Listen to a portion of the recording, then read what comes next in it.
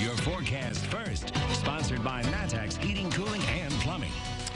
Well, good evening to you. A lot of cloud cover is still out there today. We had some peaks of sunshine that have come through over the last few hours, and now more clouds are set to move in as we get into later on tonight. Let's take a look at the temperatures here with readings that are into the upper 20s. It's going to get chilly out there tonight. 29 degrees in Champaign right now, 32 in Effingham. So as we tiptoe through the rest of this evening, we'll find those falling temperatures. We're talking 23 by around 11 o'clock tonight.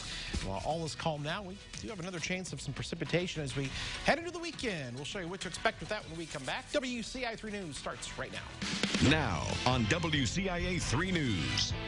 A city's trying to bring new life to its shopping center. The changes being discussed and what customers want to see. Plus, a house is destroyed after catching fire twice in 1 week. Who's now facing charges. And a woman is facing animal cruelty charges after her dog died. One organization is using the story to raise awareness. You're watching your local news leader. This is WCIA 3 News at 5. A lot of empty stores that we saw today. But that could all change for shoppers in Tuscola. The city is discussing ways to attract more business. Good evening, I'm Paul Cicchini. Jennifer's on assignment. City leaders want to create more growth. Who wouldn't? They're talking to a potential buyer about the outlet shops. WCIA 3's Jamie Mays joins us live from the newsroom tonight. Jamie, tell us what could change. What's going to be different? Paul, they're talking about ways to attract new tenants to the outlet shops. The city has put money towards marketing and planning studies and zoning and building condition reviews. City leaders say the outlet has lost a lot of businesses over the years. They want to find ways to restore it to what it used to be. They are looking at possibly adding in dining and entertainment venues to complement the mall. Customers have their own idea of what they want to see in the future. We would like to see the kitchen stores come back, you know, the kind of the eclectic stores, the stores that you can't find in the normal shopping that we do. Right now, things are still in the early stages. They are in the concept development stage and haven't committed to any upgrades just yet. Live in the newsroom, Jamie Mays, WCIA 3, your local news leader. All right, Jamie, thanks. Plans for a fertilizer plant in Douglas County were announced in 2014. City leaders say the project is in the works. Cronus Chemicals is working on a plant in Tuscola. There have been some recent changes to one of its partnerships. ThyssenKrupp Industrial Solutions will be involved in operating and maintaining the plant once it begins production. It will also become a minority shareholder in Cronus Fertilizers. You have a huge, large industrial contractor, international contractor that has faith in the project and is going to take some ownership in the project. City says it's working on getting the proper permits from the Illinois EPA before starting construction. State police say one person was hurt after a crash in DeWitt County. Happened around 6 this morning at Route 51 and Sunset Road. A car heading south left the road, went airborne and landed on its side. The driver, a 66-year-old from Georgia, was taken to the hospital. He is expected to survive. A shooting sent a 17-year-old and a 20-year-old man to the hospital. Police were called to South Cottage Grove near Florida Avenue in Urbana just before 8 last night. The victims were standing inside a garage that was closed when someone apparently walked up and fired about 6 rounds through the door. Authorities think the suspect got into a car and took off. They're asking anyone with information or any video surveillance recordings in the area to contact police. A house caught fire in Decatur for the second time in under a month. The Hickory Point Fire Department responded just before noon today. The home's been empty since the first fire, but the Macon County Sheriff's Office did make an arrest following an investigation by the State Fire Marshal. Michael DIXON is facing arson charges. He was arrested shortly after the fire department got to the house. The owner of the home can't believe this happened again. It was the first initial when I lost everything. You know, there wasn't a whole lot left, but now everything, what little bit I would have had is gone. Coming up at 6, we'll hear more from the homeowner and his family after they saw the home where their parents lived burning again.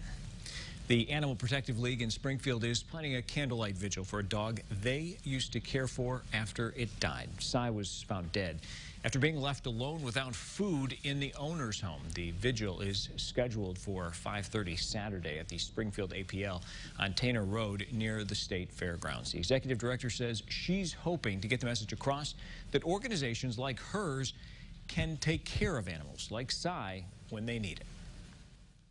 One, for us to express our, sorrow that he's gone, but to also bring awareness to the fact that people have options.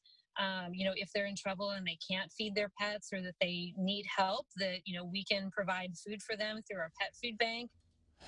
Cy's owner, Taryn Goodwin, was charged with aggravated cruelty to an animal and violation of owner's duties by the Sangamon County State's Attorney. Goodwin's first court date is January 15th. A new sheriff is going to be coming to town. Douglas County Sheriff Joshua Blackwell is retiring after nearly 15 years. Blackwell tells us he's moving to the private sector. His term was slated to end in 2022. He's set to resign on June 30th next year. County board members will vote on an appointment, and that person will serve the rest of the term.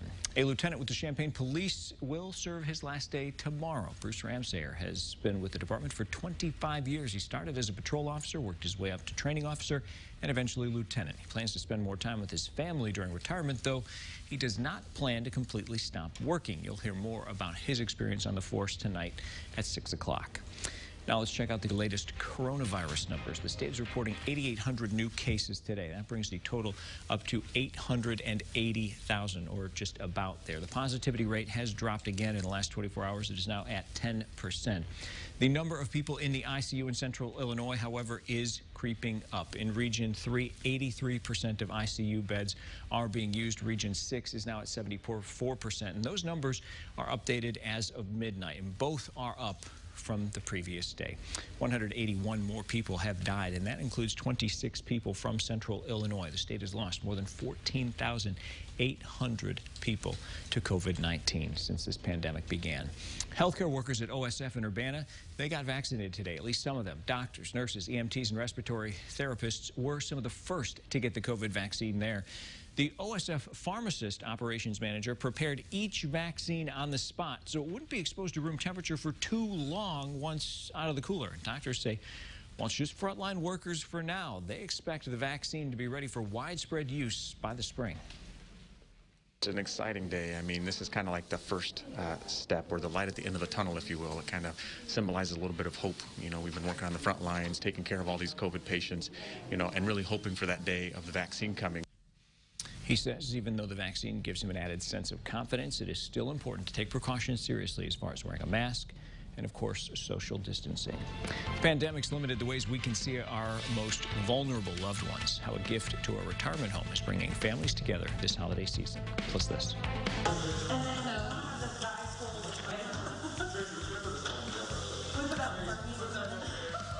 When they're not on patrol, they are spreading holiday joy. How state police are making sure kids have a good Christmas.